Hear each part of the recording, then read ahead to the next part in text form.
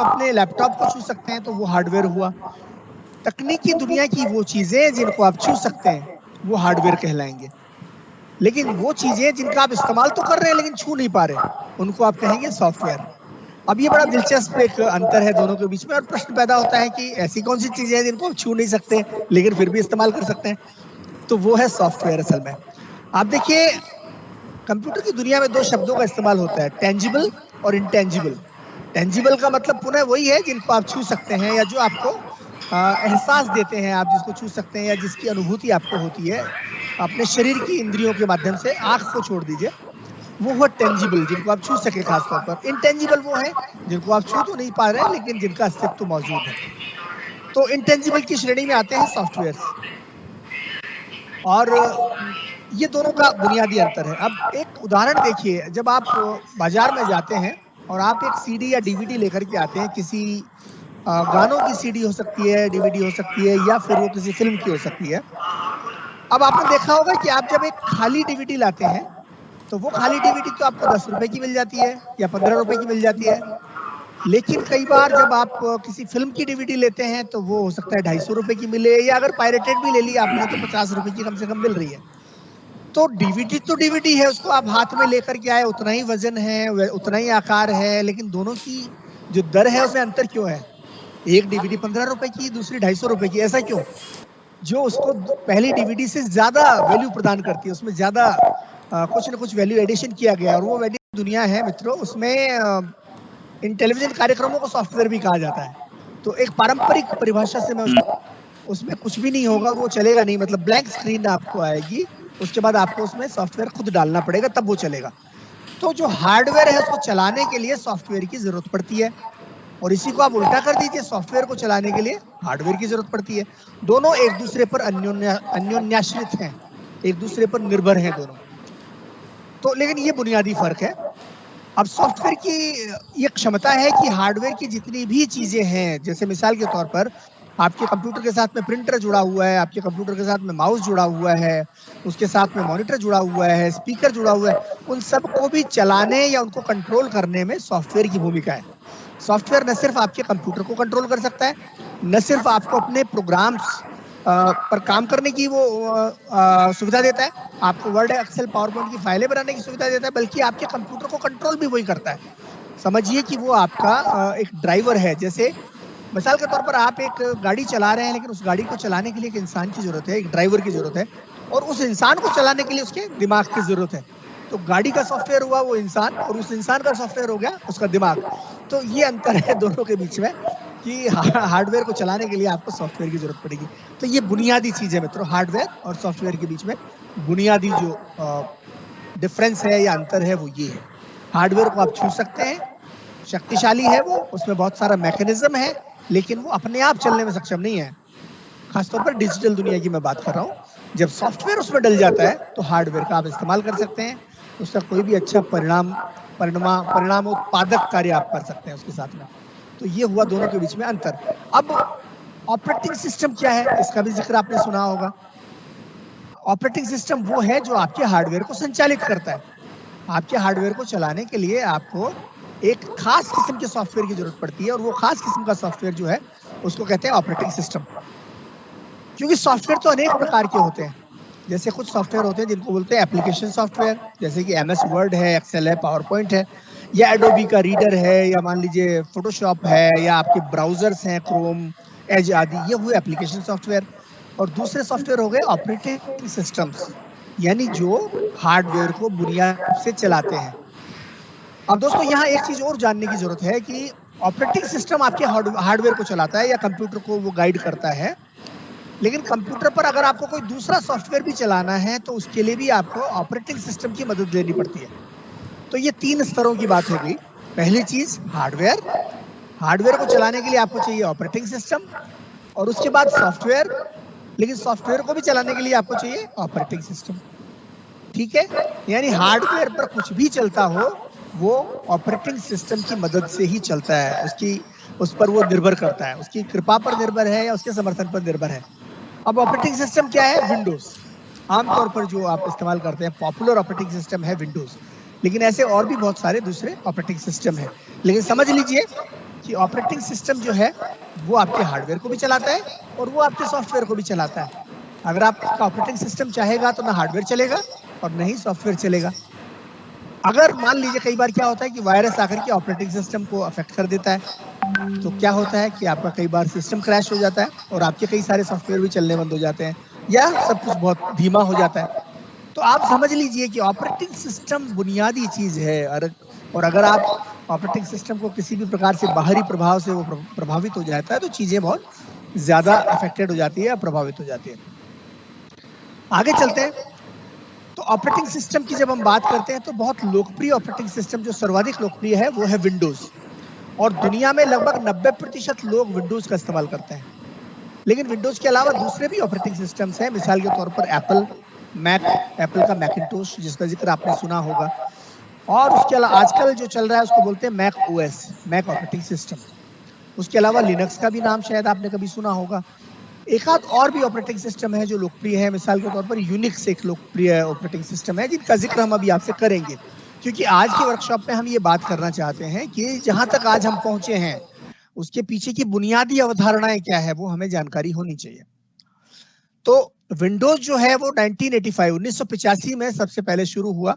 उससे पहले DOS operating system आता था, डिस्क ऑपरेटिंग सिस्टम, जिसमें आपने कभी शायद पुराने कंप्यूटरों को देखा होगा तो उसमें अक्षर लिखे हुए आते थे काली स्क्रीन पर और उन्हीं के जरिए काम होता था, उन्हीं में प्रश्न पूछे जाते थे, आप उत्तर देते थे और उन्हीं के जरिए कंप्यूटर अपनी गणनाएं करता था और परिणाम देता था। लेकिन 1985 में यूजर इंटरफेस का आगमन हुआ जिसको बोलते हैं यूआई। यूआई के नाम से ये ज्यादा फेमस है, आप लोग शायद जानते होंगे।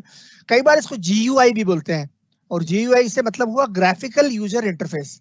इसमें ग्राफिकल शब्द क्यों आया? क्योंकि ग्राफिक्स का मतलब है चित्र, और आपकी स्क्रीन पर जब सब कुछ आपको चित्रात्मक रूप में दिखाई देने लगा तो उसको हमने कहा ग्राफिकल यूजर इंटरफेस, यानी कंप्यूटर के साथ में यूजर जो इंटरफेस करता है या संवाद करता है या उसके साथ में संपर्क करता है उसका एक माध्यम। तो ग्राफिकल यानी चित्रात्मक, यूजर इंटरफेस कंप्यूटर के साथ में संपर्क करने का चित्रात्मक माध्यम, ग्राफिकल यूजर इंटरफेस, जीयूआई या यूआई, जो विंडोज में आया 1985 में। उससे पहले विंडोज काली होती थी और उसमें आप विंडोज नहीं होती थी, उससे पहले का वर्जन होता था जिसको बोलते थे डॉस, डिस्क ऑपरेटिंग सिस्टम। लेकिन 1985 में आपने विंडोज के शुरुआती वर्जन देखे होंगे, 3, 3.1, 3.11 आदि आदि।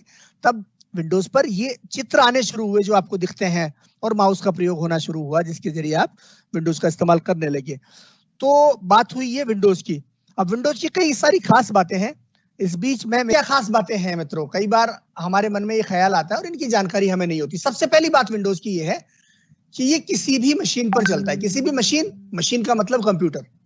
अब किसी भी से मतलब मेरा क्या है, आप अगर बाजार में जाएंगे और कोई भी मशीन ले लेंगे किसी भी कंपनी की, मिसाल के तौर पर एचपी का आप पीसी लेकर के आते हैं या लैपटॉप लेकर के आते हैं, या आप डेल का लेकर के आते हैं, या आप फिर किसी और जैसे एसर का लेकर के आते हैं, या आप एसुस का लेकर आते हैं, मतलब विभिन्न प्रकार के जो ब्रांड्स हैं उनका कंप्यूटर आप लेकर के आए या लैपटॉप लेकर के आए, उसमें आप विंडोज को डाल सकते हैं और वो आराम से कंप्यूटर आपका काम करना शुरू कर देता है। तो मेरा कहने का मतलब ये है किसी भी कंप्यूटर हार्डवेयर पर ये इंस्टॉल किया जा सकता है विंडोज। ये इसकी बहुत बड़ी बात है। आपके मन में ये आएगा कि दूसरे भी तो हो सकते होंगे, लेकिन नहीं, उनके बारे में हम आगे बात करेंगे कि ये बड़ा अंतर है दोनों के बीच में। अब उसके बाद दूसरा है कि ये सस्ता पड़ता है। ये जो विंडोज ऑपरेटिंग सिस्टम है ये काफी सस्ता है। आप शायद कहेंगे कि नहीं इतना सस्ता तो नहीं है, हम अगर बाजार में जाकर के जेन्युइन सॉफ्टवेयर लेते हैं तो हमें 8-10 हजार रुपए लग जाते हैं। लेकिन नहीं, ये दूसरे ऑपरेटिंग सिस्टमों की तुलना में काफी ज्यादा सस्ता है। तो ये इसकी दूसरी विशेषता है। तीसरा है ये सबसे सरल है। विंडोज का इस्तेमाल करना ज्यादा मुश्किल नहीं है, बहुत आसान है। बल्कि कहते हैं कि आप अपना कंप्यूटर लाने के बाद थोड़ा बहुत प्रयोग करिए, उल्टा पुल्टा कीज को दबाना शुरू कीजिए, आप कुछ दिनों में, एक आध दिन में विंडोज में प्रवीण हो जाएंगे। तो इसका प्रयोग भी बहुत आसान है। ये इसकी तीसरी विशेषता है। चौथी है इस पर सर्वाधिक सॉफ्टवेयर मौजूद है। मतलब दुनिया में अगर किसी भी ऑपरेटिंग सिस्टम में इस्तेमाल करने के लिए सॉफ्टवेयरों की भरमार है तो वो विंडोज है। आप एक विषय पर सॉफ्टवेयर ढूंढेंगे तो आपको 1000, 2000, 5000 सॉफ्टवेयर भी मिल जाएंगे। इतने ज्यादा सॉफ्टवेयर इसके लिए बनाए गए हैं और ये इसकी बहुत बड़ी वजह से भी ये काफी लोकप्रिय हुआ है। अब ये बात आप एंड्रॉइड से जोड़ सकते हैं अगर मोबाइल का जिक्र करें तो, क्योंकि एंड्रॉइड मोबाइल सिस्टम के लिए भी बहुत सारे एप्लीकेशंस आते हैं और वो उसकी सफलता का एक बहुत बड़ा कारण है। उसी तरह से पीसी पर बहुत सारे सॉफ्टवेयर उपलब्ध है, में विंडोज की सफलता का एक बहुत बड़ा कारण है। ये दूसरे ऑपरेटिंग सिस्टमों में नहीं है, तो ये विंडोज को पुनः दूसरों से अलग करता है। उसके बाद आइए ऑफिस के अनुकूल, मतलब हमारा जो दफ्तर का कामकाज है ये उसके काफी अनुकूल है, बहुत सरल है। एक जगह पर पुराना सिस्टम चल रहा है, एक जगह पर नया सिस्टम चल रहा है, बहुत ज्यादा ये आसानी से आप उनके बीच में तालमेल कर सकते हैं। विंडोज का पुराना वर्जन है, नया वर्जन है, थोड़ा बहुत हल्का फुल्का आपको कंपैटिबिलिटी इशू आएगा, लेकिन ज्यादातर काम आपका आराम से चल रहा होता है, क्योंकि आज भी बहुत सारे लोग विंडोज एक्सपी का इस्तेमाल कर रहे हैं और बहुत सारे लोग विंडोज 10 का इस्तेमाल करते हैं। दोनों के बीच में 5-6 पीढ़ियों का फर्क है, लेकिन फिर भी वो आपस में तालमेल कर पाते हैं, तो आपके दफ्तर के कामकाज के ज्यादा अनुकूल है। दूसरी बात, ऑफिस के अनुकूल से एक तात्पर्य ये भी है कि ऑफिस सॉफ्टवेयरों के ज्यादा अनुकूल है, यानी MS Office, Word, Excel, PowerPoint आदि के लिए विंडोज बहुत अच्छा माहौल प्रदान करता है और ये उनको बहुत अच्छा समर्थन देता है। विंडोज के बहुत सारे फीचर्स उनमें बहुत अच्छी तरह से इस्तेमाल किए जा सकते हैं। अंत में सुरक्षा, तो विंडोज ऑपरेटिंग सिस्टम, अगर खासतौर पर आप विंडोज 10 की बात करें तो बेहद सुरक्षित ऑपरेटिंग सिस्टम है। दोस्तों मैं आपको एक बात कहना चाहूंगा कि आज से पहले अगर आप एंटीवायरस इस्तेमाल करते थे या फायरवॉल्स इस्तेमाल करते थे, फिर एंटी स्पाईवेयर इस्तेमाल करते थे, नॉर्टन हो सकता है, मैक हो सकता है या क्विक हील हो सकता है, ये सब आप इस्तेमाल करते थे और हर साल उसको रिन्यू कराते थे, काफी पैसा आप देते होंगे। लेकिन अब विंडोज खुद ही इतना सक्षम है कि उसमें कोई एंटीवायरस डालने की जरूरत नहीं है। विंडोज का जो डिफेंडर मैकेनिज्म इसमें मौजूद है वो इतना ताकतवर है कि आपको कोई भी बाहरी सॉफ्टवेयर डालने की जरूरत नहीं है, एंटीवायरस खरीदने की जरूरत नहीं है, विंडोज खुद ही सक्षम है। आज विंडोज 10 का अगर आपका कंप्यूटर है और आप बुनियादी सावधानियां बरतते हैं तो आपको कोई भी एंटीवायरस डाउनलोड करने की या खरीदने की जरूरत नहीं है, विंडोज खुद ही सक्षम है। अब उसमें वायरस जो आते हैं विंडोज उनको खुद पकड़ लेता है और उनको खुद ही नष्ट कर सकता है या क्वारंटीन कर सकता है, तो उसकी जरूरत नहीं है। तो आप इसको आजमा करके देखिएगा ये क्यों फर्क पड़ा, क्योंकि माइक्रोसॉफ्ट ने कुछ कंप्यूटर सुरक्षा के क्षेत्र की कंपनियों को अधिग्रहण किया है जो एंटीवायरस बनाती थी और जो उनके उत्पाद हैं आज विंडोज में समाहित हैं वो।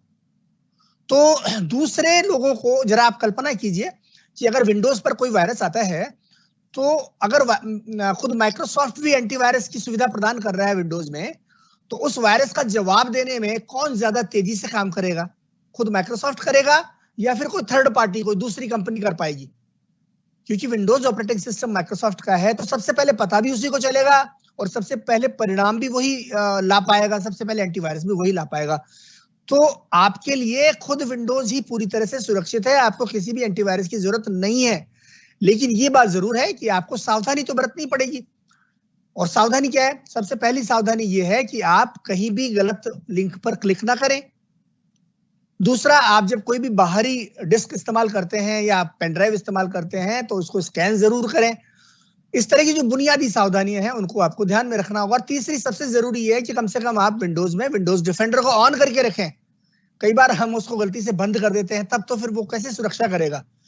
तो मित्रों ये आपको ध्यान रखने की जरूरत है। लेकिन आपके विंडोज में सबसे पहली और जरूरी बात है, अगर आज की वर्कशॉप से आपको ये तसल्ली भी हो जाए तो आपका बहुत पैसा बचेगा, आपके विभाग का भी बहुत पैसा बचेगा कि विंडोज खुद बहुत पूरी तरह से सुरक्षित है, आपको एंटीवायरस खरीदने की जरूरत नहीं है। बुनियादी सावधानियां बरतिए और विंडोज का इस्तेमाल कीजिए, बस आप सुरक्षित रहेंगे।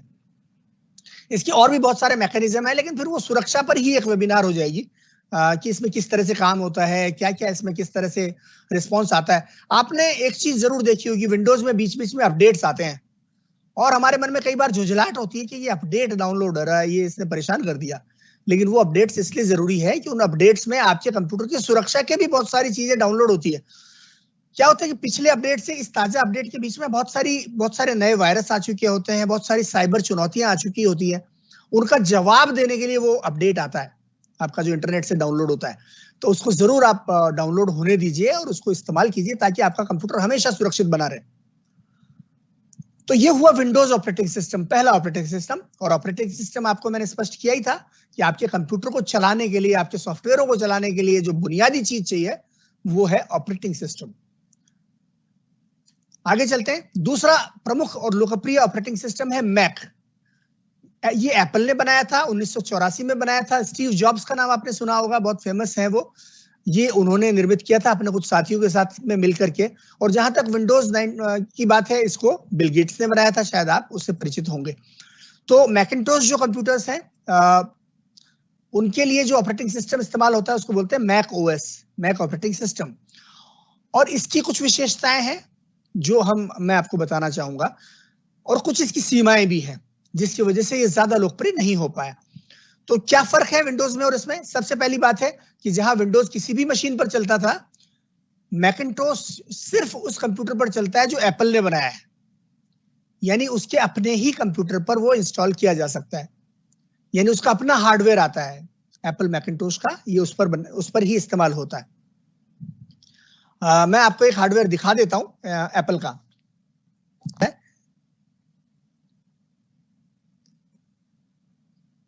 ये मेरा मैकबुक है और इसके अंदर आपको कंप्यूटर दिखाई देगा एक, जो कि खुद एप्पल ही बनाता है। अब ये जो आपको दिखाई दे रहा है, ये हार्डवेयर, ये जो हार्डवेयर है ये एप्पल का हार्डवेयर है। अब मैकिन्टोश का अगर मैं इस्तेमाल करना चाहता हूं तो मेरे लिए मुझे ये खरीदना जरूरी है। ऐसा नहीं है कि मैं जाऊं और डेल की मशीन खरीद लूं, या फिर मैं समझिए कि एचपी की खरीद लूं, या कॉम्पैक्ट की खरीद लूं, या किसी और ब्रांड की खरीद लूं और उसमें एप्पल का मैकिन्टोश डाल लूं। वैसे ही जैसे कि मैं एप्पल मैक ओएस डाल लूं, मैकिन्टोश नहीं। तो मैं जैसे विंडोज डालता हूं वैसे उसमें भी डाल लूं तो नहीं, ऐसा नहीं हो पाएगा, क्योंकि मैक ऑपरेटिंग सिस्टम सिर्फ एप्पल के बनाए हुए पीसी में ही इंस्टॉल होता है। पीसी का मतलब पर्सनल कंप्यूटर, जो आप अपने निजी इस्तेमाल में इस्तेमाल करते हैं, वो पर्सनल कंप्यूटर कहलाता है। वो बहुत ही लोकप्रिय अवधारणा है जिसको हम संक्षेप में पीसी कहते हैं। तो ये दूसरे हार्डवेयर पर इंस्टॉल नहीं होगा, दूसरे पीसी पर इंस्टॉल नहीं होगा। अब क्या है कि ये अलग से उपलब्ध भी नहीं है। अगर आप अलग से खरीदना चाहें, जैसे आप विंडोज कहीं भी खरीद सकते हैं, ऑनलाइन जाइए या नेहरू प्लेस जाइए या कहीं किसी भी बाजार में जहां पर सॉफ्टवेयर या हार्डवेयर मिलते हैं, वहां पर आपको विंडोज मिल जाएगा। लेकिन जो एप्पल वाला जो सॉफ्टवेयर है, जो ऑपरेटिंग सिस्टम है, वो आपको इतना आसानी से नहीं मिलेगा, क्योंकि वो आसानी से आप इंस्टॉल कर ही नहीं सकते। आप जब एप्पल का लैपटॉप खरीदते हैं या एप्पल का डेस्कटॉप खरीदते हैं, तब उसमें वो डला हुआ आता है। तो ये दोनों में बुनियादी फर्क है। तीसरा ये है कि मैकिन्टोश पर काम करना थोड़ा जटिल है, ये उतना आसान नहीं है जितना कि विंडोज। तो इसका इस्तेमाल भी हम कम करते हैं, तो इसलिए भी शायद हमें जटिलता लगती हो। दूसरी बात, इसमें जो माउस का इस्तेमाल है वो भी थोड़ा अलग तरह से होता है। मतलब उसमें माउस का एक ही बटन काम करेगा, दूसरा बटन नहीं काम करेगा, जो कि विंडोज में हम लोगों की आदत है कि लेफ्ट और राइट, और बीच में फिर हम स्क्रोल का भी इस्तेमाल करते हैं, स्क्रोल व्हील का भी इस्तेमाल करते हैं। तो एप्पल में ऐसा नहीं होगा, आप सिर्फ लेफ्ट माउस बटन का ही इस्तेमाल करेंगे। तो थोड़े बुनियादी फर्क है दोनों के बीच में। उसके बाद एप्पल के जो मैकिन्टोश कंप्यूटर हैं उनके लिए सॉफ्टवेयर कम है उपलब्ध। विंडोज के लिए तो अथाह सॉफ्टवेयर उपलब्ध है, हजारों लाखों सॉफ्टवेयर उपलब्ध है, लेकिन मैकिन्टोश के लिए बहुत सीमित मात्रा में सॉफ्टवेयर उपलब्ध है।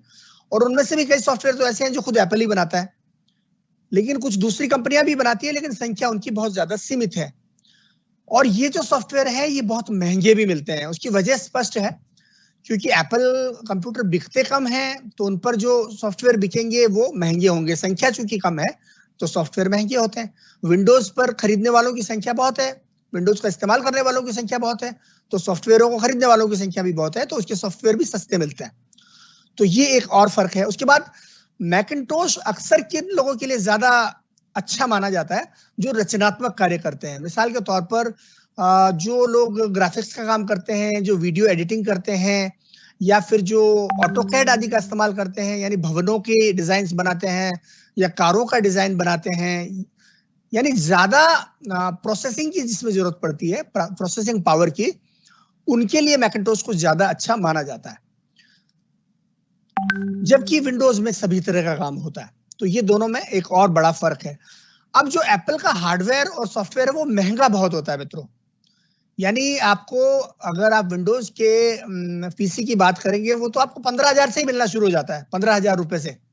लेकिन आपको एप्पल का अगर कोई लैपटॉप खरीदना है तो वो कम से कम भी आप खरीदेंगे तो 90,000, 1,00,000 के आसपास उस रेंज में मिलेगा। और भी आपको कहीं कोई डील मिल रही होगी तो 70,000, 80,000 में मिलेगा। दोनों के रेट्स में बहुत फर्क है।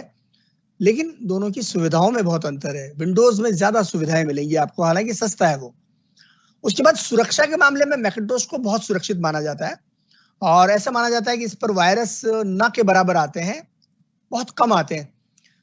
हालांकि ऐसा नहीं है कि इस पर वायरस आते ही ना हो, इस पर वायरस आते हैं, लेकिन उनकी संख्या बहुत कम है। और उसका कारण पुनः वही है कि चूंकि इसका इस्तेमाल कम होता है, तो इस्तेमाल कम होने की वजह से वायरस भी कम आते हैं। क्योंकि वायरस निर्माता जो है वो ऐसी जगह पर जाना चाहेंगे ना जहां पर ज्यादा से ज्यादा लोग मौजूद हों। वो ऐसी जगह पर नहीं जाना चाहेंगे, ऐसे सॉफ्टवेयर नहीं बनाना चाहेंगे जो कि कम लोग इस्तेमाल करें या कम लोगों को प्रभावित कर सके। विंडोज का प्रयोग ज्यादा लोग करते हैं, तो वहां पर ज्यादा वायरस बनाने वाले भी ज्यादा हैं, उसको अटैक करने वाले लोगों की संख्या भी ज्यादा है। मैकिन्टोश पर अटैक करने वाले कम है, क्योंकि मैकिन्टोश का इस्तेमाल करने वाले ही कम है। तो ये एक बुनियादी फर्क है। लेकिन मैकिन्टोश के भी वायरस आते हैं, इस पर भी वायरस आते हैं। ये धारणा हमारे मन में नहीं रहनी चाहिए कि इसके वायरस होते ही नहीं है। तो ये हुई अगली बात। उसके बाद अब हम चलते हैं तीसरे तरह के ऑपरेटिंग सिस्टम की तरफ, और तीसरे तरह का जो सिस्टम है उसको बोलते हैं लिनक्स। लिनक्स के बारे में हम हिंदी वालों के बीच में बहुत कम जानकारी है मित्रों, लेकिन लिनक्स भी एक बड़ा पावरफुल, बड़ा शक्तिशाली ऑपरेटिंग सिस्टम है, और ये 1991 से इसका सिलसिला आता है। 1991 में लाइनस टोरवाल्ड्स नाम के एक सज्जन है जिन्होंने लिनक्स का विकास किया, और उन्होंने ये विकास करने से पहले एक और ऑपरेटिंग सिस्टम होता है जिसका नाम है यूनिक्स। उस यूनिक्स का बुनियादी जो ढांचा है उसको इस्तेमाल किया उन्होंने, और उसका थोड़ा और आगे विकास करते हुए उसको उन्होंने लिनक्स के रूप में विकसित किया। अब जो यूनिक्स ऑपरेटिंग सिस्टम होता था वो मल्टी यूजर ऑपरेटिंग सिस्टम था, वो नेटवर्क बेस्ड ऑपरेटिंग सिस्टम था, यानी जहां पर अनेक कंप्यूटरों को जोड़ करके काम किया जाता है, ये उनमें इस्तेमाल किया जाता था यूनिक्स। लेकिन ये आम आदमी के लिए नहीं था। यूनिक्स था बड़े संस्थानों के लिए, यूनिवर्सिटीज के लिए, या फिर बड़े दफ्तरों के लिए, उस तरह के जहां पर बहुत सारे लोग मिलकर के एक नेटवर्क के जरिए काम करते हैं। थोड़ा बहुत ज्यादा जटिल भी था, आम आदमी के लिए वो उसको इस्तेमाल कर पाना थोड़ा सा मुश्किल था।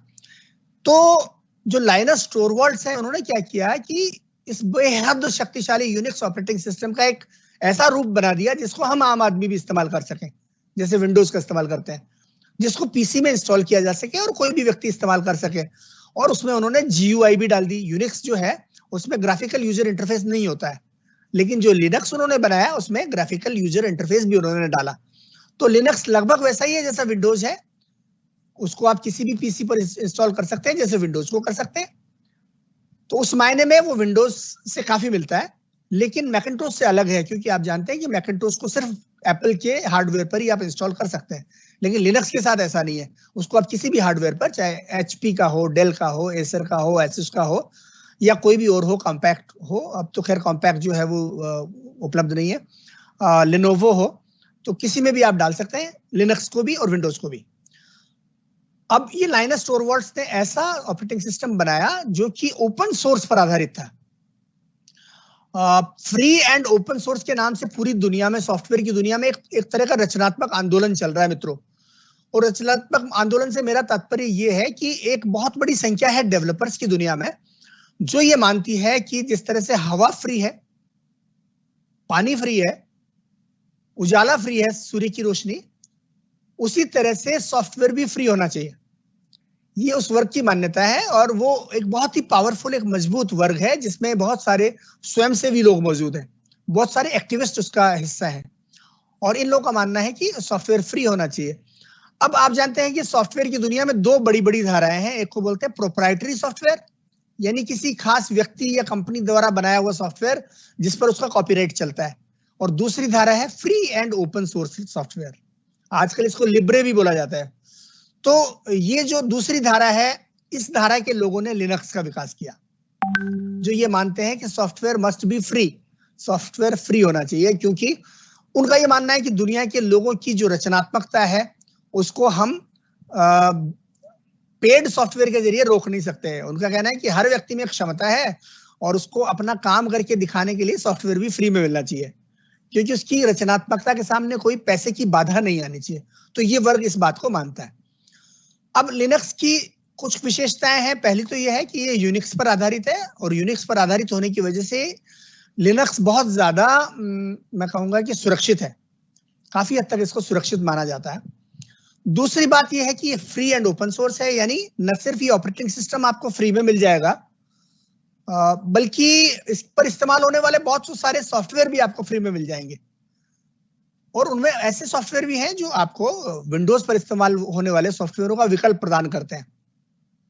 जैसे यहाँ पर वर्ड है तो वहां पर भी ऐसे सॉफ्टवेयर है, यहाँ पर एक्सेल पावर पॉइंट है तो वहां पर भी ऐसे सॉफ्टवेयर मिल जाएंगे आपको, खासतौर पर जैसे ओपन ऑफिस का उसमें इस्तेमाल होता है, तो ये इस तरह की चीजें वहां भी आपको मिलेंगी। यहाँ ब्राउजर है तो वहां भी ब्राउजर उपलब्ध है, यहाँ पर फोटोशॉप है तो वहां भी जिम्प जैसे सॉफ्टवेयर है, वहां भी ऐसे ग्राफिक्स के सॉफ्टवेयर है। तो लिनक्स के अपने खुद के सॉफ्टवेयर हैं और उनमें काफी व्यापकता है, और वो ज्यादातर फ्री मिलते हैं आपको, तो ये एक उसकी बड़ी विशेषता है। लेकिन कहा जाए तो ये उसकी कमजोरी भी है।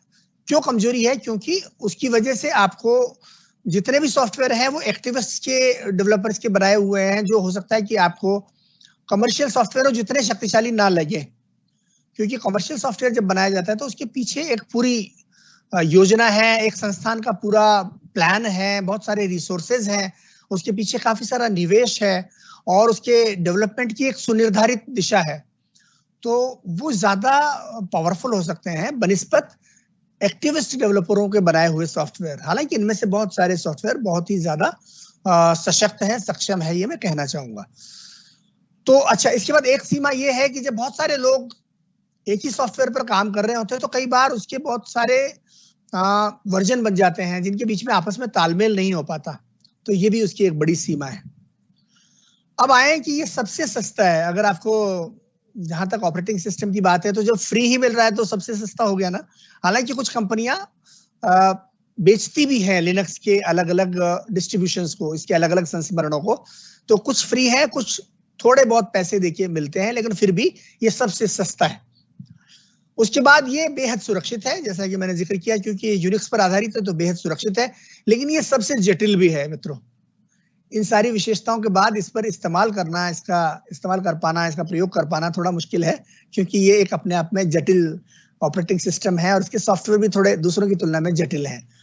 और इसके लिए अगर आप सीखना चाहते हैं तो सीखना भी थोड़ा सा मुश्किल है, क्योंकि उतने कोर्स उपलब्ध नहीं है जितने कि आपको विंडोज वाली जो समूह है उसके लिए जितने पाठ्यक्रम उपलब्ध हैं, या जिस तरह से वो लोकप्रिय है स्कूलों में और उसके बाद कॉलेजों में, जिस तरह से वो पढ़ाया जाता है, उतनी व्यापक लोकप्रियता लिनक्स की नहीं है। और इस्तेमाल की दृष्टि से भी देखें तो लिनक्स का इस्तेमाल करने वाले लोगों की संख्या 2-3% ही है पूरी दुनिया में। 100 में से 2 या 3 या 3.5 लोग अगर देखा जाए तो उतने ही लोग इसका इस्तेमाल करते हैं औसतन, तो ये लोकप्रिय कम है। अब लिनक्स के बहुत सारे भाग होते हैं, विंडोज जितना सरल है उतना सरल लिनक्स नहीं है, क्योंकि लिनक्स में सबसे पहले तो एक कर्नेल होता है जो कि इसका बुनियादी इंजन मैं कहूंगा जो इसको चलाता है, कर्नेल। उसके बाद आपको इसके ऑपरेटिंग सिस्टम्स अलग से इस्तेमाल करने पड़ते हैं जो कर्नेल के बाद आते हैं, और बहुत सारे ऑपरेटिंग सिस्टम्स का आपने सुना होगा, मिसाल के तौर पर आपने रेड हैट का नाम सुना होगा, और लिनक्स का और कई सारे वर्जन है, उबंटू है, SUSE है, आदि आदि। तो ये जो है डेबियन है, कुबंटू है, तो ये तमाम ऑपरेटिंग सिस्टम आपको अलग से लेने पड़ते हैं। मतलब एक तो हुआ इसमें कर्नेल, दूसरा हुआ इसका ऑपरेटिंग सिस्टम जिसको बोलते हैं GNU, और तीसरा हुआ इसका डेस्कटॉप एनवायरनमेंट, यानी आप चाहें तो अपनी डेस्कटॉप को भी अलग अलग रूपों में आप मैं कहूँगा कस्टमाइज कर सकते हैं इसके डेस्कटॉप एनवायरनमेंट को डाउनलोड करके। 2 तरह के इसके मुख्य डेस्कटॉप एनवायरनमेंट मिलते हैं, एक का नाम है जीनोम और दूसरे का नाम है KDE। तो आप चाहें तो उनको डाउनलोड करके और अपना जो PC है उसके लुक एंड फील जो है उसको चेंज कर सकते हैं, उसको बदल सकते हैं, उस पर चीजें किस तरह से दिखती है। मिसाल के तौर पर मान लीजिए आपका डेस्कटॉप कैसा दिखता है, उसका जो फाइलें जहां पर आती है वो कैसे दिखता है, उसके सॉफ्टवेयर किस प्रकार से खुलते हैं, ये सब काम करने के लिए आपको एक डेस्कटॉप एनवायरनमेंट की जरूरत पड़ती है। और 2 तरह के एनवायरनमेंट इसमें मौजूद है, आप चाहें तो इसका इस्तेमाल करें जीनोम का, चाहे तो KDE का इस्तेमाल कर लें। तो वो तीसरी चीज हो गई। चौथा होता है डिस्ट्रो, मतलब जो लिनक्स है वो तो आपको फ्री में मिल रहा है, लेकिन आप चाहें तो उसको खुद अपना प्रतिरूप बना करके उसको बाजार में बेच सकते हैं या उसको बांट सकते हैं, जिसको बोलते हैं डिस्ट्रो या डिस्ट्रीब्यूशन। मतलब आप खुद या कोई भी कंपनी अपना खुद का लिनक्स का वर्जन बना करके निशुल्क या पेड रूप में बाजार में उतार सकती है, जिसको डिस्ट्रो बोला जाता है, जिनका मैंने अभी आपसे जिक्र किया, SUSE, फेडोरा और उबंटू, रेड हैट और डेबियन, ये सब जो है ये डिस्ट्रोज हैं आपके लिनक्स के। तो ये बुनियादी बातें मैं आपको बताना चाहता था लिनक्स के बारे में, जिसके बारे में हमारे लोगों को बहुत कम जानकारी है। संक्षेप में लिनक्स भी विंडोज जैसा ही एक ऑपरेटिंग सिस्टम है। वो बहुत ज्यादा सशक्त और सुरक्षित माना जाता है। उसके सॉफ्टवेयर जो है प्राय निःशुल्क मिलते हैं, लेकिन उनके काम करने की, उनके फीचर्स की सीमा है, उसको सीखना थोड़ा जटिल है। तो ये हुआ लिनक्स दोस्तों। अब आगे चलते हैं यूनिक्स, जिसका मैंने आपसे जिक्र किया। 1970 के दशक में यूनिक्स बनता था। सबसे पुराने ऑपरेटिंग सिस्टमों में आपको इसको लेंगे, यूनिक्स को, और ये बड़े संस्थानों में इस्तेमाल हुआ करता था। उस जमाने में जब 1970 का जमाना था, तो उस समय विंडोज और मैक वगैरह मौजूद नहीं थे, तो उस समय यूनिक्स का इस्तेमाल किया जाता था कंप्यूटिंग के लिए। उसके अलावा आपने सुना होगा एक नोवेल नाम का ऑपरेटिंग सिस्टम भी आता था। तो जो नोवेल है वो भी एक नेटवर्क ऑपरेटिंग सिस्टम हुआ करता था। अब वो भी लगभग नगण्य जगहों पर इस्तेमाल होता है, क्योंकि आजकल मुख्य रूप से विंडोज, मैक और लिनक्स और कुछ स्थानों पर यूनिक्स का इस्तेमाल होता है। अंत में मोबाइल फोन के ऑपरेटिंग सिस्टम, मोबाइल फोन को भी चलाने के लिए ऑपरेटिंग सिस्टम की जरूरत होती है, और दो ऑपरेटिंग सिस्टम काफी हद तक लोकप्रिय है। एक का नाम है iOS, जो कि एप्पल का बनाया हुआ है, और दूसरा है एंड्रॉयड, जिसको लोग ये मानते हैं कि गूगल का बनाया हुआ है, लेकिन नहीं, वो गूगल का बनाया हुआ नहीं है। वो एक free and open source movement के तहत आया है, जिसको गूगल ने फंडिंग की हुई है। अनेक अन्य संस्थान भी उसको फंडिंग करते हैं, लेकिन वो बना है फ्री एंड ओपन सोर्स के माध्यम से, एंड्रॉयड। और अब गूगल उसमें ज्यादा दिलचस्पी ले रहा है, ज्यादा निवेश कर रहा है। तो गूगल एंड्रॉयड के विकास में काफी ज्यादा योगदान दे रहा है और उसको समर्थन कर रहा है। आपके उन वीडियो को देख सकते हैं, उनमें अपनी टिप्पणियां कर सकते हैं। वो आपके अपने संस्थान का यूट्यूब होगा, इनको भी आप देखिए और समझिए, कोशिश कीजिए कि हम इनका इस्तेमाल करें। उसके बाद आइए आउटलुक। ईमेल भेजने और पाने के लिए दुनिया का सबसे लोकप्रिय सॉफ्टवेयर है आउटलुक, जो कि आपके उसी ऑफिस स्यूट का हिस्सा है। उसके बाद पब्लिशर, जिसके जरिए आप यूनिकोड में, हिंदी में अपने मैगजीन्स बना सकते हैं, पत्रिकाएं बना सकते हैं, न्यूज़लेटर्स बना सकते हैं, अपने खुद के अखबार बना सकते हैं, आप अपनी क्रिएटिविटी बना सकते हैं, आपके कार्ड्स को डिजाइन कर सकते हैं, आपके विजिटिंग कार्ड्स बना सकते हैं, आप अपना अखबार निकाल सकते हैं, आप अपनी किताबें निकाल सकते हैं यूनिकोड हिंदी में पब्लिशर का इस्तेमाल करते हुए। और पब्लिशर भी आपके ऑफिस 365 का हिस्सा है, आपके अपने पास है। आप में से कितने लोगों को मैं संघर्ष करते हुए देखता हूं, जो मुझ तक पहुंचते हैं और कहते हैं कि पेज मेकर में यूनिकोड नहीं चल रहा, अब हम क्या करें। तो मैं उनसे आज ये कहना चाहता हूं कि अपना कम से कम ऑफिस तो खोल के देख लो, शायद उसमें पब्लिशर मौजूद हो आपके, और आप उसमें यूनिकोड का प्रयोग कर लो। आप उसमें बहुत आसानी से अपने न्यूज़लेटर्स बना सकते हो, आप अपनी किताबें डिजाइन कर सकते हो, सब कुछ उसमें कर सकते हो, पब्लिशिंग का जितना भी काम है। और उसको सीखना बेहद आसान है, क्योंकि वो वर्ड की तरह ही चलता है, बिल्कुल MS वर्ड की तरह। तो उसमें इस्तेमाल करना बहुत आसान है। यूनिकोड का पूर्ण समर्थन है, वर्ड से कॉपी पेस्ट करके आप यहाँ पर ला सकते हैं, वर्ड की फाइलों का पूर्ण समर्थन है, बेहद सरल है इस्तेमाल करने में, किंतु बेहद शक्तिशाली है। तो ये हुआ पब्लिशर। उसके बाद एक्सेस, अगर आप डेटाबेस का इस्तेमाल करना चाहते हैं, आप में से कई कार्यालय ऐसे होंगे जो कि बड़े पैमाने पर कोई परियोजना चलाते हैं जिसमें डेटाबेस की जरूरत पड़ती है। उसमें एक्सेस नाम का एक डेटाबेस आपके पास मौजूद है, आपको खरीदने की जरूरत नहीं है मित्रों। बहुत सारे लोग बैंकिंग से मेरे पास आते हैं और वो डेटाबेस की कमियों की तरफ इशारा करते हैं कि हमारे यहाँ पर ये दिक्कत आ रही है। आप एक्सेस का इस्तेमाल कीजिए, वो आपके ऑफिस में ही मौजूद है, ऑफिस 365 का हिस्सा है। आप उसका इस्तेमाल कीजिए और उसमें अपने डेटाबेसेस बनाइए, उसको थोड़ा सा सीखिए। तो हम हिंदी वालों को सिर्फ वर्ड तक नहीं रहना है, थोड़ा एक्सेल सीखिए, थोड़ा पावर पॉइंट सीखिए, और उसके बाद Yammer, Power BI, Delve, SharePoint, OneDrive, Stream, Outlook, Publisher, Access और भी दूसरे सॉफ्टवेयर को हम सीखें, अपना थोड़ा ज्ञान बढ़ाएं, अपनी तकनीकी दक्षता बढ़ाएं। ये मैं आपसे आग्रह करूंगा मित्रों। आगे चलते हैं, ब्राउजर पर आते हैं। इंटरनेट का इस्तेमाल करने के लिए जो सॉफ्टवेयर इस्तेमाल होता है, उस सॉफ्टवेयर को बोलते हैं ब्राउजर। अब ब्राउजर कई प्रकार के हैं। गूगल क्रोम काफी लोकप्रिय ब्राउजर है। आप लोग बहुत लंबे समय तक शायद इंटरनेट एक्सप्लोरर का भी इस्तेमाल करते रहे। उससे पहले नेटस्केप नेविगेटर आता था, वो अब नहीं आता है। उसके अलावा फायरफॉक्स नाम का एक ब्राउजर आता है जो ओपन सोर्स की दुनिया से आया है, वो भी बहुत अच्छा ब्राउजर है। इस बीच माइक्रोसॉफ्ट ने एज ब्राउजर निकाला है, माइक्रोसॉफ्ट क्रोमियम एज, जो कि गूगल क्रोम की तरह का ही ढांचा है उसका, लेकिन गूगल क्रोम से थोड़ा ज्यादा शक्तिशाली है वो। मैं आपसे आग्रह करूंगा कि आप उसको भी डाउनलोड करके देखिएगा, माइक्रोसॉफ्ट एज को। उसके बाद एप्पल की तरफ से एक ब्राउजर आता है जिसका नाम है सफारी। आप चाहें तो विंडोज पर भी उसको इस्तेमाल कर सकते हैं। और ये जो एज ब्राउजर है, ये भी सभी माध्यमों पर आप इंस्टॉल कर सकते हैं, यहाँ तक कि मोबाइल पर भी कर सकते हैं, गूगल क्रोम भी सब पर कर सकते हैं। आप एप्पल सफारी को भी संपर्क कर सकते हैं। ओपेरा एक आता है ब्राउजर, ओपेरा, उसका भी इस्तेमाल कर सकते हैं आप। मोजिला फायरफॉक्स हो गया, और एक चीन से आने वाला यूसी ब्राउजर है, उसका भी आप इस्तेमाल करते हैं, उसको भी कुछ लोग पसंद करते हैं। तो ये इंटरनेट ब्राउजर्स हैं जिनका इस्तेमाल आप इंटरनेट का इस्तेमाल करने के लिए करते हैं। और पुनः ये क्या है, ये सॉफ्टवेयर है। इनको चलाने के लिए ऑपरेटिंग सिस्टम की जरूरत है, जो कि विंडोज या फिर मैकिंटोश या फिर लिनक्स होता है। अब हम आते हैं मोबाइल बनाम कंप्यूटर। कई बार हमारे साथी कहते हैं कि आज हम मोबाइल के जरिए कुछ भी कर सकते हैं। तो इस बात में काफी हद तक सच्चाई है कि मोबाइल बहुत पावरफुल है, बहुत शक्तिशाली है। वो अपने आप में एक किस्म का छोटा कंप्यूटर है, लेकिन मोबाइल की बहुत सारी सीमाएं भी है। सबसे बड़ी सीमा तो ये है उसका छोटा आकार, कि आप उसमें वो काम नहीं कर सकते जो कि आप बड़े आकार की स्क्रीन में करते हैं। जैसे आपको कोई डिजाइन बनाने हैं, आपको सॉफ्टवेयर डेवलपमेंट करना है, या आपको अपने पावर पॉइंट के प्रेजेंटेशंस बनाने हैं, इस तरह के जो काम है वो आप मोबाइल में नहीं कर पाएंगे। उसमें उस तरह की सुविधाएं आपको नहीं मिलेगी। उसका छोटा आकार है, स्क्रीन भी छोटी है। दूसरी बात, उसकी स्क्रीन जो है वर्टिकल ओरिएंटेड है, मतलब लंबवत है बुनियादी रूप से। हालांकि आप चाहें तो टेढ़ा कर लेते हैं, लेकिन मूल रूप से जो मोबाइल का ऑपरेटिंग सिस्टम है वो वर्टिकल ओरिएंटेड है। तो उसकी वो भी एक सीमा है। जबकि आप ज्यादातर जगहों पर जहां भी अपने प्रेजेंटेशंस देंगे, फिल्में बनाएंगे, वीडियो बनाएंगे, वो हॉरिजॉन्टली चलता है, यानी आयताकार आपको उसकी स्क्रीन मिलती है जहां पर उसको देखा जाता है। तो ये एक सीमा है। उसके बाद मोबाइल का जो प्रोसेसर है उसकी क्षमता बहुत सीमित है, वो बहुत कम क्षमता का होता है। तो आप उस पर ऐसे काम नहीं कर पाएंगे जिनके लिए ज्यादा प्रोसेसर पावर की जरूरत है। उनके लिए आपको पीसी में ही आना पड़ेगा, उसी की शरण में आपको आना पड़ेगा। उसके बाद मोबाइल में भंडारण बहुत कम होता है, मतलब स्टोरेज की क्षमता बहुत कम है। पीसी में तो आप कितने टेराबाइट्स तक की आपकी हार्ड ड्राइव आने लगी है, आप उसमें जितना चाहे उतना स्टोर कर लेते हैं। मोबाइल की सीमाएं हैं वहां पर। हालांकि स्टोरेज का आकार बढ़ने लगा है, लेकिन फिर भी अभी उसकी बहुत सीमा है, वहां आप स्टोर नहीं कर पाएंगे ज्यादा सामग्री, तो वो भी उसकी एक सीमा है।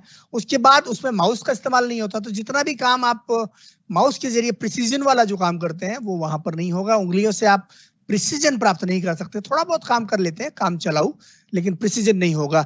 उसके बाद मल्टीटास्किंग, आप जो पीसी में बहुत सारी चीजों को एक साथ चला लेते हैं ना, 8-10 चीजों को, अपनी विंडोज को एक साथ आप इस्तेमाल कर सकते हैं, वो मोबाइल में नहीं होगा। आप एक बार में एक ही चीज पर फोकस करेंगे। हालांकि 8-10 विंडोज को आप खोल सकते हैं, लेकिन एक बार में एक पर ही आप काम कर पाएंगे। ज्यादा से ज्यादा आप थोड़ा बहुत कोशिश करेंगे तो 2 पर कर लेंगे, ज्यादा से ज्यादा, लेकिन वो भी बहुत असुविधाजनक होगा। लेकिन एक बार में उस स्क्रीन पर एक ही काम कर सकते हैं। मल्टीटास्किंग के लिए मोबाइल अनुकूल नहीं है, जबकि पीसी अनुकूल है। आप अपने पीसी पर एक साथ 4, 5, 10, 12 सॉफ्टवेयरों में काम कर सकते हैं। तो वो बहुत बड़ा फर्क है दोनों के बीच में। तो ये चीजें हैं। अब लेकिन बुनियादी बात क्या है कि मित्रों, आपका जो मोबाइल है वो कंजम्पशन डिवाइस है, मतलब चीजों को कंज्यूम करने की डिवाइस है। और आपका जो पीसी है वो प्रोडक्टिविटी डिवाइस है, वो उत्पादकता की डिवाइस है। यानी आपको कुछ बनाना है, कुछ क्रिएट करना है, कुछ उत्पादन करना है, तो आपके लिए आइडियल या आदर्श माहौल आपको मिलेगा पीसी पर। अगर आपको कंज्यूम करना है, जैसे व्हाट्सएप के मैसेज कंज्यूम करने हैं, आपको वीडियोस को कंज्यूम करना है, उनको देखना है, आपको ऑडियो सुनना है, गाने सुनने हैं, आपको अपनी ईमेल देखनी है, ज्यादातर जो आप ग्रहण करते हैं, आपको इंटरनेट पर जाकर के कुछ देखना है, तो मोबाइल आपके लिए ठीक है, काम चल जाएगा। लेकिन वो कंजम्पशन डिवाइस है, उपभोग की डिवाइस है, जबकि आपका पीसी प्रोडक्टिविटी डिवाइस है, काम करने के लिए आपका पीसी है। तो ये दोनों के बीच में एक और फर्क है। तो ये दोनों के बीच में मोबाइल बनाम कंप्यूटर का फर्क हुआ। अब आते हैं इंटरनेट बनाम वेब। आप में से कितने लोग हैं जो जानते हैं कि इंटरनेट और वेब 2 अलग अलग चीजें हैं? अब हम लोग कितने सवाल पूछते हैं ना कि विंडोज पर वो इंटरनेट पर ये चीज मौजूद है, इंटरनेट पर ये बता दीजिए। मैं उनसे सवाल पूछूंगा कि आपको ये जानकारी है क्या कि इंटरनेट और वेब है क्या चीजें? अधिकांश लोगों को, हम में से 99% लोगों को पता नहीं है कि इंटरनेट और वेब 2 अलग अलग चीजें हैं। हम उनको एक ही चीज मानते हैं। तो ये बुनियादी चीजें हमें पता होनी चाहिए ना। हम आज यही चीजें आपको बताने की कोशिश कर रहे हैं। मित्रों, इंटरनेट क्या है? इंटरनेट पूरी दुनिया में फैला हुआ संसाधनों का ऐसा संजाल है, मतलब रिसोर्सेज का ऐसा जाल है जिसको आपस में कनेक्टेड किया गया है। यानी बहुत सारे ऐसे कंप्यूटर, बहुत सारे ऐसे राउटर्स, बहुत सारे ऐसे मॉडेम, या तमाम तरह के जो हार्डवेयर हैं, उनका संजाल जो पूरी दुनिया में फैला हुआ है, और जिसको हमने इंटरनेट कनेक्टिविटी यानी ब्रॉडबैंड के जरिए या बैकबोन के जरिए उनको जोड़ा हुआ है हमने। मतलब पूरी दुनिया के नेटवर्कों का एक नेटवर्क। आपने अपने दफ्तर में नेटवर्क देखा होगा, कंप्यूटरों को आपस में जोड़ा जाता है तो वो एक नेटवर्क बनता है। अगर इसी नेटवर्क को हम वैश्विक स्तर पर ले जाएं और ऐसे दुनिया भर के नेटवर्कों को आपस में जोड़ दिया जाए तो जो बहुत विशाल अपरिमित नेटवर्क बनेगा, विश्वव्यापी नेटवर्क, वो इंटरनेट कहलाता है। वो है इंटरनेट, वो वेब नहीं है, उसका नाम है इंटरनेट, यानी नेटवर्कों का इंटरनेशनल नेटवर्क इंटरनेट। उसमें सिर्फ कंप्यूटर है, उसमें सिर्फ हार्डवेयर है, उसमें सिर्फ नेटवर्किंग है और कुछ नहीं है। उसमें एक भी वेबसाइट नहीं है। समझ रहे हैं आप? इंटरनेट का संबंध वेबसाइटों से नहीं है, इंटरनेट का संबंध है संसाधनों से, हार्डवेयर से, नेटवर्किंग की सुविधाओं से, कनेक्टिविटी से, इंटरएक्टिविटी की जो ढांचा बनाया गया उस ढांचे से। उसमें एक भी सामग्री नहीं है दोस्तों। जैसे आप अपने दफ्तर में 2 कंप्यूटरों को लाएं और जोड़ दें तो वो नेटवर्क बन गया, लेकिन उस नेटवर्क में चीजें नहीं है अभी कुछ भी। वो सिर्फ एक नेटवर्क है, एक ढांचा है। वो दुनिया भर के कंप्यूटरों को जोड़ने वाला एक ढांचा है जिसको इंटरनेट कहते हैं। स्पष्ट हुई क्या आपको मेरी बात? और ये जो ढांचा है 1970 के जमाने से ही मौजूद है। कंप्यूटरों को जोड़ने का काम 1970 के जमाने से ही चला आ रहा है, बल्कि उससे भी पहले से 1960 के जो दशक था उसके अंतिम समय से ही चला आ रहा है। ये इंटरनेट है, दुनिया भर के कंप्यूटरों को जोड़ने वाला नेटवर्क, बस। उस पर और कुछ भी नहीं है। उसका इस्तेमाल हम करते हैं विभिन्न रूपों में। मिसाल के तौर पर उस नेटवर्क का इस्तेमाल करते हुए जो संदेश भेजे जाते हैं उन संदेशों को बोलते हैं ईमेल, यानी इलेक्ट्रॉनिक मेल। वो इंटरनेट से अलग चीज है, लेकिन उसने इंटरनेट का इस्तेमाल किया, इसलिए वो कहलाई इलेक्ट्रॉनिक मेल। अब आपको ताज्जुब होगा कि ये जो इलेक्ट्रॉनिक मेल है ना दोस्तों, ये इलेक्ट्रॉनिक मेल 1970 के दशक में ही भेज दी गई थी। 1970 के दशक में ही ईमेल भेज दी गई थी, लेकिन तब तक वेब मौजूद नहीं था। तब तक भी वेब मौजूद नहीं था, सिर्फ इंटरनेट मौजूद था। तो आपको स्पष्ट हो रही है ये बात? इंटरनेट सबसे पहले आया, सबसे पहले कंप्यूटर आए, उसके बाद उनको जोड़ने की नेटवर्किंग आई, और उस नेटवर्किंग को जब बड़े पैमाने पर जोड़ा गया तो इंटरनेट आया, उसके बाद ईमेल आई। तब तक आपका www नहीं आया था, वेब नहीं आया था तब तक।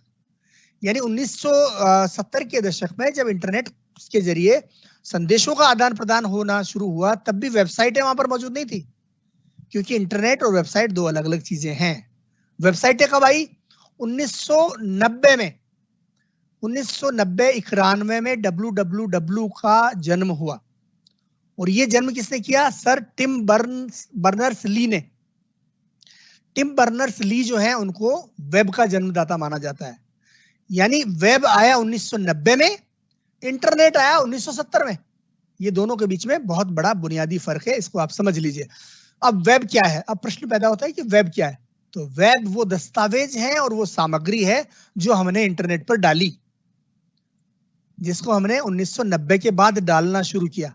आपकी वेबसाइटें उसमें शामिल है, आपके वीडियोज उसमें शामिल हैं, आपका ऑडियो, आपके वर्ड के डॉक्यूमेंट जो आप इंटरनेट पर डालते हैं, आपके ब्लॉग्स, आपका सोशल मीडिया, आपके जो अखबार हैं, ई न्यूज़पेपर्स, जो भी कुछ उस पर डाला गया इंटरनेट पर, वो सारा मिलकर के, वो सामग्री मिलकर के क्या बनाती है?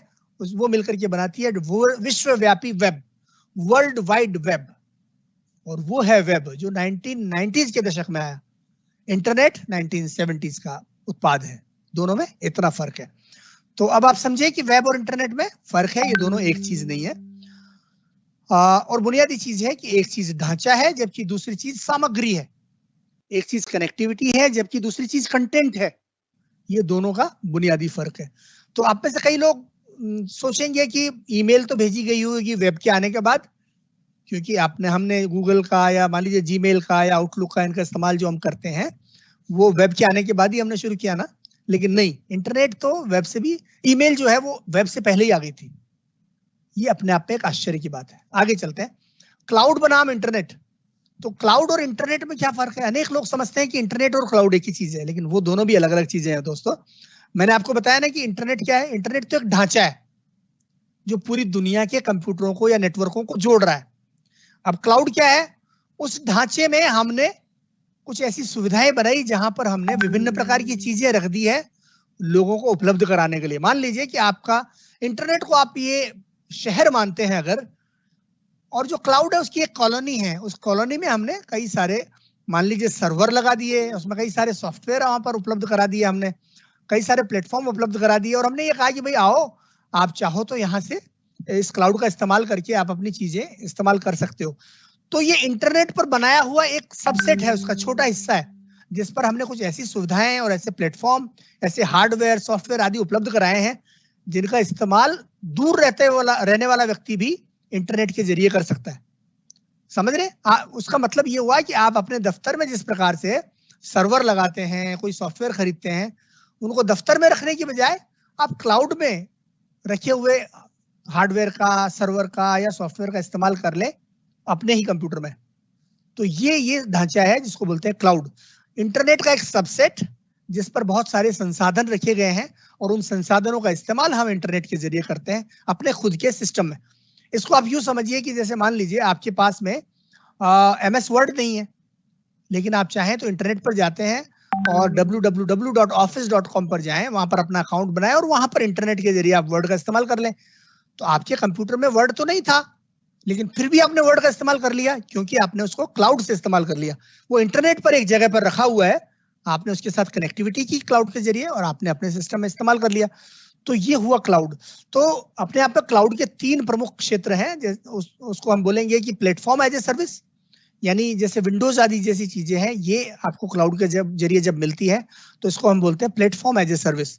उसके बाद एक है इंफ्रास्ट्रक्चर एज ए सर्विस। मान लीजिए आप सर्वर नहीं लगाना चाहते, वेब सर्वर अपने दफ्तर में नहीं लगाना चाहते, या विभिन्न प्रकार के दूसरे सर्वर्स आते हैं वो नहीं लगाना चाहते, एप्लीकेशन सर्वर भी होता है, प्रिंट सर्वर भी होता है, आप नहीं खरीदना चाहते, तो आप क्लाउड पे जाएं, वहां सब्सक्रिप्शन ले लें थोड़े समय के लिए और उनको क्लाउड से अपने दफ्तर में इस्तेमाल कर लें। तो वो हुआ इंफ्रास्ट्रक्चर एज ए सर्विस। और तीसरा होता है सॉफ्टवेयर एज ए सर्विस, जिसका जिक्र मैंने आपसे किया। MS वर्ड आप नहीं खरीदना चाहते, आप एडोबी फोटोशॉप नहीं खरीदना चाहते, आप क्लाउड पे जाइए और एडोबी से उसका सब्सक्रिप्शन ले लीजिए, आप जितना इस्तेमाल करेंगे उतना पैसा दे दीजिए और उसको इस्तेमाल कर लीजिए। तो ये बुनियादी फर्क है क्लाउड में और इंटरनेट में, जो शायद आपको अब स्पष्ट हो गया होगा कि इंटरनेट पर एक छोटे क्षेत्र में सारी सुविधाएं मौजूद कराई गई हैं जिनका हम रिमोटली इस्तेमाल कर लेते हैं, और ये जो सुविधाएं बनाई गई है इनको बोलते हैं क्लाउड। अंत में हम आते हैं आर्टिफिशियल इंटेलिजेंस। तो आर्टिफिशियल इंटेलिजेंस क्या है, इसका प्रश्न भी आता है लोगों के काफी। आर्टिफिशियल इंटेलिजेंस इन तकनीकी माध्यमों की वो क्षमता है जिनमें ये माध्यम न सिर्फ सीखने लगते हैं बल्कि ये विश्लेषण भी करने लगते हैं और अपने आप को बेहतर बना सकते हैं। यानी किसी मशीन की सीखने, अपने आप को परिमार्जित करने, विश्लेषण करने और खुद निष्कर्ष निकालने की जो क्षमता है वो कहलाएगी कृत्रिम बुद्धिमत्ता या आर्टिफिशियल इंटेलिजेंस। तो आपने देखा होगा, आप मशीन अनुवाद का इस्तेमाल करते हैं, तो मशीन अनुवाद ऐसे ही नहीं आ जाता, वो आर्टिफिशियल इंटेलिजेंस के माध्यम से आप तक पहुंचता है।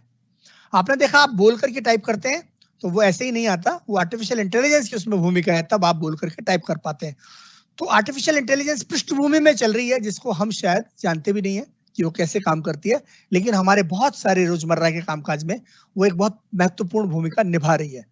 तो ये हुई आर्टिफिशियल इंटेलिजेंस। अब आर्टिफिशियल इंटेलिजेंस के जरिए मशीनों के पास ऐसी क्षमताएं आ गई जो पहले सिर्फ इंसानों के पास थी। मिसाल के तौर पर टेक्स्ट को समझने की क्षमता, यानी पाठ को समझने की क्षमता, पाठ को समझने की क्षमता,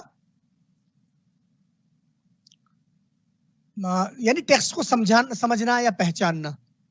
आज आप जानते हैं कि अनुवाद होने लगा है, तो इसलिए होने लगा है क्योंकि मशीनें समझने लगी है कि क्या लिखा हुआ है, मूल टेक्स्ट क्या है, वो समझ करके उसका अनुवाद करने लगी है। तो ये हुई एक क्षमता।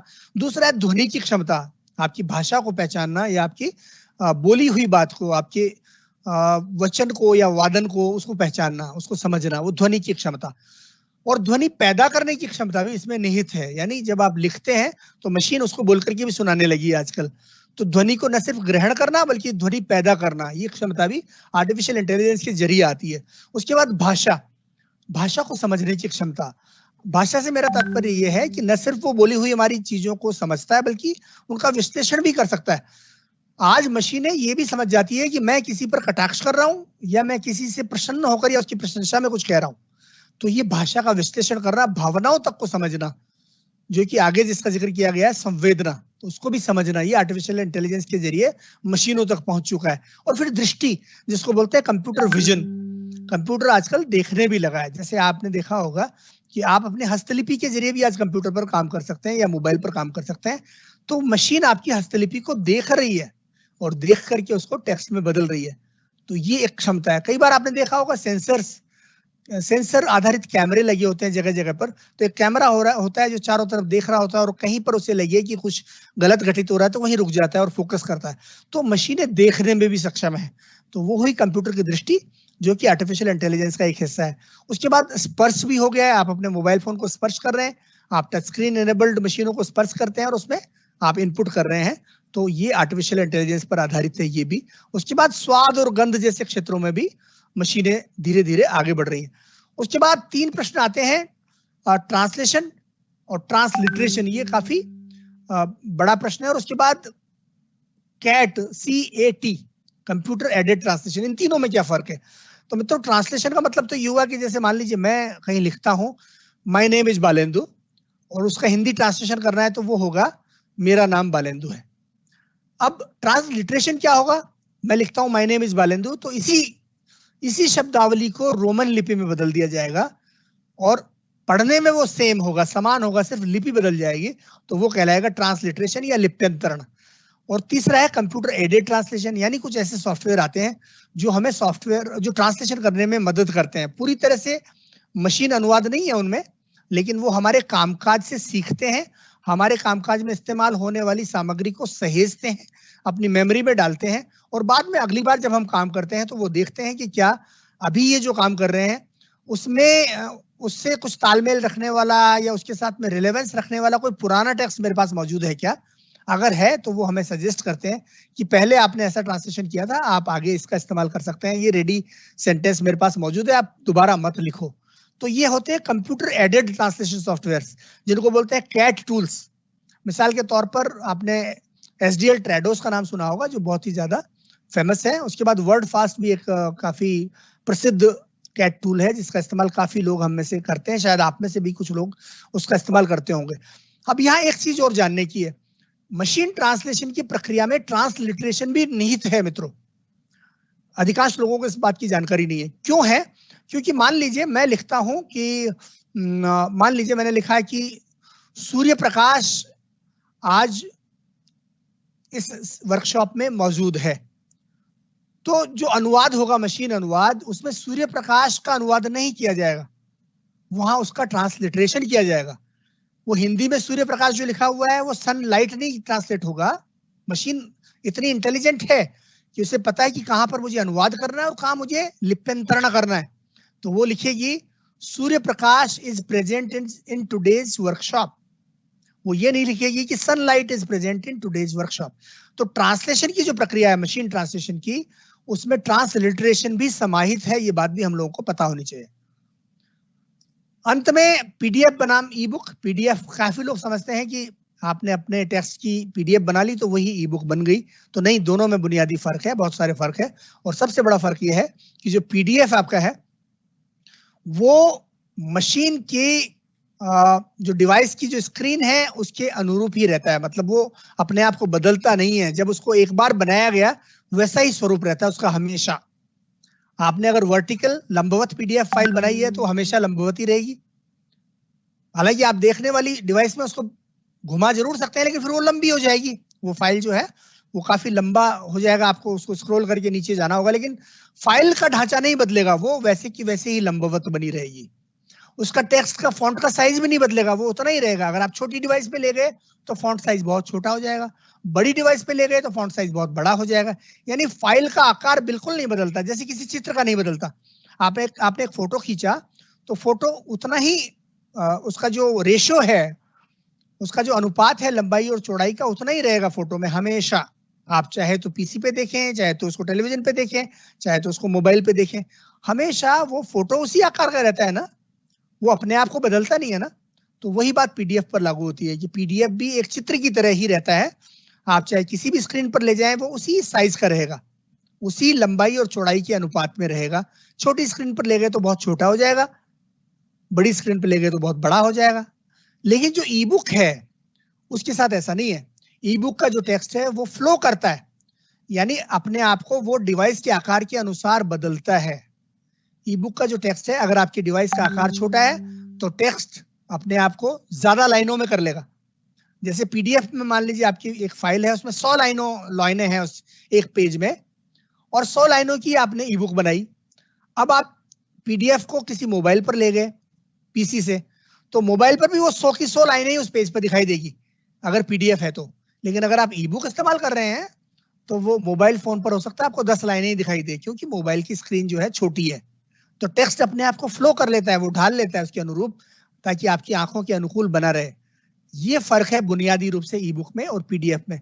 इसके अलावा और भी कई फर्क है, जैसे आपको ई बुक में और भी बहुत सारी चीजें जोड़ी जा सकती है, वीडियो जोड़ा जा सकता है, ऑडियो जोड़ा जा सकता है, आदि आदि। डीआरएम जोड़ा जा सकता है, मतलब डिजिटल राइट्स मैनेजमेंट जोड़ा जा सकता है। कोई व्यक्ति चाहे कि मेरी किताब जो है चोरी ना हो जाए, या लोग जेन्युइन उसको इधर से उधर पायरेटेड करके शेयर ना करें, तो वो डिजिटल राइट्स का इस्तेमाल कर सकता है ई बुक में, जो कि पीडीएफ में संभव नहीं है। पीडीएफ में पासवर्ड लगा सकते हैं आप, लेकिन डीआरएम की व्यवस्था पीडीएफ में नहीं है। तो ये चीजें, ये बदलाव जो है दोनों के बीच में आपको देखने को मिलेंगे, ये परिवर्तन देखने को मिलेंगे। तो ये फर्क है पीडीएफ में और ई बुक में। मित्रों, अब हम, मुझे लगता है काफी समय ले चुके हैं, और मैं ये इन्हीं बुनियादी चीजों के बारे में आपसे बात करना चाहता था। इन सब में हिंदी की एक भूमिका है। हिंदी की पीडीएफ बनती है, हिंदी की ई बुक बनती है, हिंदी में ट्रांसलेशन होता है, हिंदी में आर्टिफिशियल इंटेलिजेंस है, हिंदी में क्लाउड की वो रिलेवेंस है या प्रासंगिकता है, हिंदी में वेब की प्रासंगिकता है, हिंदी में ब्राउजरों की प्रासंगिकता है, जो कुछ भी हमने आज कहा, हिंदी में ऑफिस स्वीट्स की प्रासंगिकता है, हिंदी में ऑपरेटिंग सिस्टम की प्रासंगिकता है। तो तमाम चीजें राजभाषा और हिंदी से जुड़ी हुई है, लेकिन ये बुनियादी चीजें हैं। इनमें अद्यतन जानकारी आपको मैंने देने की कोशिश की है, जिनकी जानकारी आपको होनी चाहिए। और जो हमारे पुराने प्रश्न हम जिन पर चर्चा करते थे, उन पर फिर आगे कभी चर्चा करेंगे। आज के लिए, आज के सत्र में बस मैं इतना ही कहना चाहूंगा। और इस बीच मुझे संदेश मिला है कि सुनील भूटानी जी का संदेश शायद हमारे पास आएगा, तो मैं आपको वो सुनाता हूं। 1 मिनट में देखता हूं कि मेरे पास वो संदेश उपलब्ध हो जाए। तो आपको 2 सेकंड का समय मैं आपसे और लूंगा, और उसके बाद मैं आपको उनका संदेश सुनाता हूं।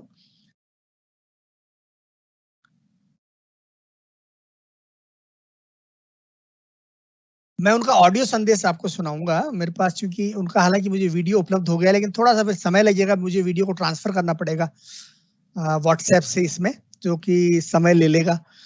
तो बेहतर रहे कि मैं आपको ऑडियो के रूप में सुना दूं, ये मैं आपसे आग्रह करना चाहूंगा। 1 सेकंड, मैं आपको उनका संदेश सुनाता हूं।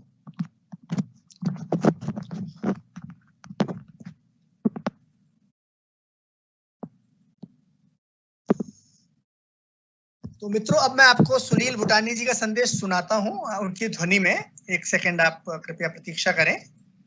और आज के कार्यक्रम में आप सबने हिस्सा लिया, उसके लिए बहुत बहुत धन्यवाद। लेकिन उससे पूर्व ये संदेश आप सुने।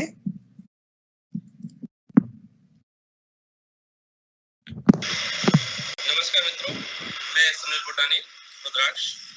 राजभाषा परिवार की ओर से राजभाषा हिंदी और तकनीकी का अद्यतन प्रयोग विषय पर आयोजित वेब संगोष्ठी के मुख्य अतिथि एवं वक्ता श्री बालेंद्र शर्मा दाजी जी, राजभाषा परिवार की गतिविधियों के संचालन में मुख्य भूमिका निभा रहे श्री मुनीन्द्र मिश्र जी, डॉक्टर राजीव रावत जी, श्री शैलेश शुक्ल जी, श्री राजेंद्र वर्मा जी, डॉक्टर प्रशांत प्रसाद गुप्ता जी, श्री नितिन जैन जी, श्री विजय प्रभाकर नगरकर जी और राजभाषा परिवार के सभी सम्मानित सदस्यों एवं देश विदेश से जुड़े अन्य सभी सम्मानित प्रतिभागियों का हार्दिक स्वागत और अभिनंदन करता हूं।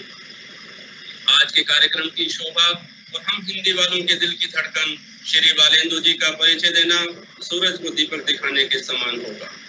लेकिन हम श्री बालेंद्र जी की प्रतिभाओं से बार बार परिचित होना चाहते हैं।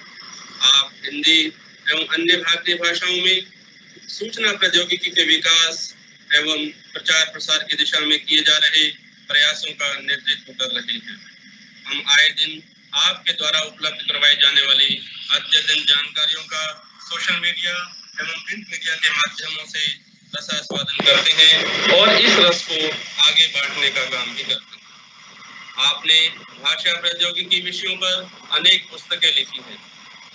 भाषा एवं सूचना प्रौद्योगिकी से संबंधित विषयों पर राष्ट्रीय एवं अंतर्राष्ट्रीय स्तर पर आयोजित किया जाने वाला कोई भी बड़ा कार्यक्रम आपकी उपस्थिति के बिना संपन्न नहीं होता है। आपकी बहुआयामी प्रतिभाओं के विकास में MBA, MCA, MA हिंदी जैसी उपाधियों ने विशेष योगदान दिया है। आप कई राष्ट्रीय एवं अंतर्राष्ट्रीय स्तर के पुरस्कारों एवं सम्मानों को सम्मानित कर चुके हैं। वर्तमान में आप विश्व की जानी मानी IT कंपनी माइक्रोसॉफ्ट में निदेशक स्थानीयकरण और अभिगम्यता पद को सुशोभित कर रहे हैं। आपके व्यक्तित्व और व्यक्तित्व संबंधी जानकारियों का सागर आपकी वेबसाइट www.balendu.com पर मौजूद है। राजभाषा परिवार के सभी सदस्यों के लिए यह बहुत ही हर्ष और गर्व का विषय है कि आज आप हमारे बीच हैं और हम आपको सुनने वाले हैं। मैं राजभाषा परिवार की ओर से आपका विशेष स्वागत एवं अभिनंदन करता हूं। इसके साथ ही मैं आपके प्रति सादर आभार और कृतज्ञता भी प्रकट करता हूं कि आपने अपने अत्यधिक व्यस्त कार्यक्रमों में से हमारे लिए समय निकालकर हमें सम्मानित किया। मैं इस कार्यक्रम में देश विदेश से जुड़े सम्मानित प्रतिभागियों के प्रति भी हार्दिक आभार व्यक्त करता हूं, जिनकी प्रतिभागिता संपूर्ण राजभाषा परिवार की एकजुटता का प्रत्यक्ष प्रमाण भी है। धन्यवाद।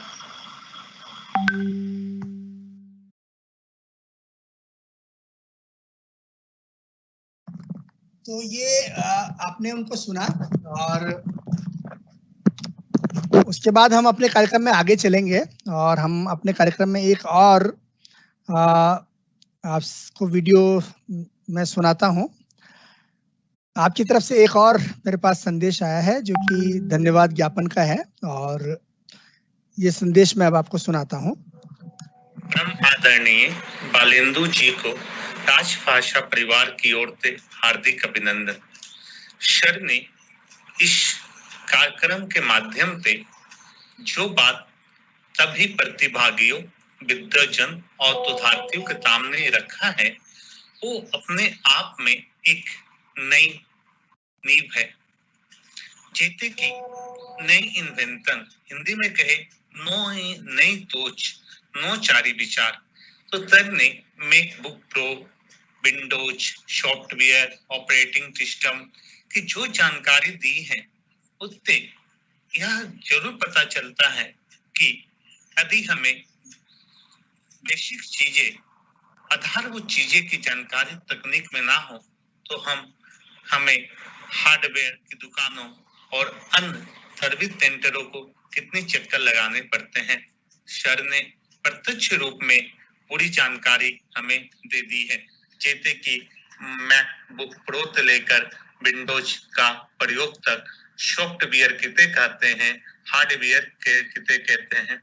हिंदी में भी एक शब्द है कि हिंदी को यदि बढ़ावा देना है तो सरल, सुबोध और आसान हिंदी होनी चाहिए। इसी प्रकार सर ने भी अपने जो तकनीकी अद्यतन का प्रयोग हिंदी में बताया है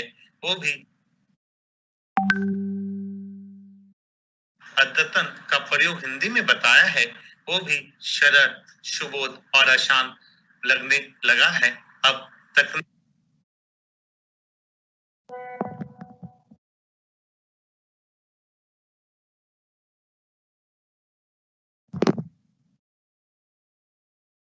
जरा सा व्यवधान है, 1 सेकंड पहुंच जाएगी।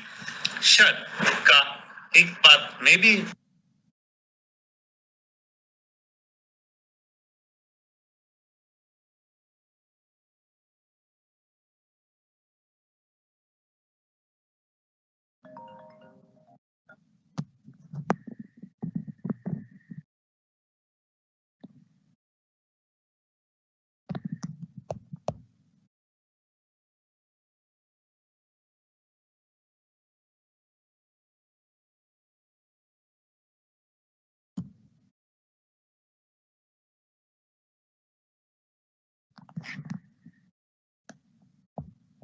तो ये था आपकी तरफ से धन्यवाद ज्ञापन। उसके लिए मैं इस धन्यवाद ज्ञापन के लिए मैं आपका बहुत बहुत आभारी हूं। और मुझे ये कहना है कि सबसे पहले तो आप सब ने जो आज के कार्यक्रम के प्रति जो उत्साह दिखाया और आप सब आज के कार्यक्रम में सम्मिलित हुए, आप सबका मैं आभार प्रकट करना चाहूँगा। विशेष तौर पर जो कोर टीम है राजभाषा परिवार की, उनका आभार प्रकट करना चाहूँगा। मुनींद्र मिश्र जी हैं, शैलेश शुक्ल जी हैं, नितिन जैन जी, राजेंद्र वर्मा जी, प्रशांत Gupta ji, doctor S N Singh ji, विजय नगरकर जी, सुनील भूटानी जी, राजीव रावत जी, आप सबका बहुत बहुत आभार। और आप सभी मित्रों का जो आज के इस कार्यक्रम में जुड़े हुए हैं। हमने टीम्स की लाइव इवेंट पहली बार की है।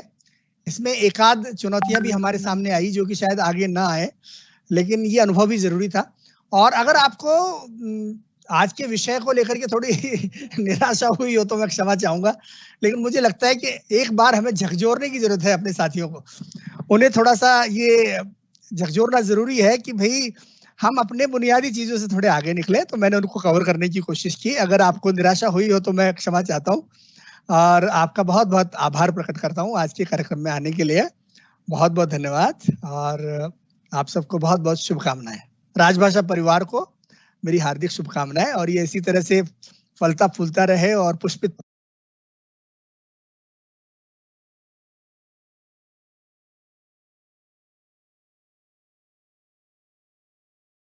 पल्लवित होता रहे।